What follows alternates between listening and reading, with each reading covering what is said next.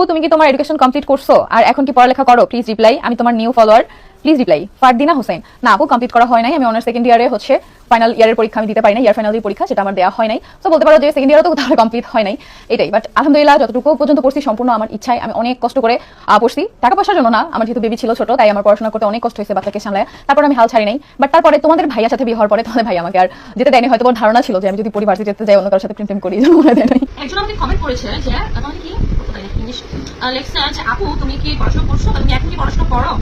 আসলে হয়েছে কি আমার মা তো জায়গায় জায়গায় বিয়ে হয়েছে।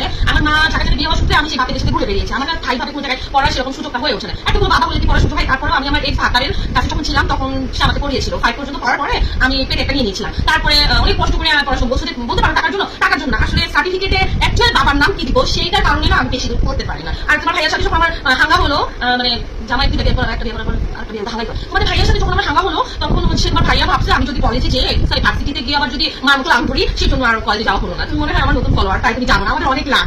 টাটা।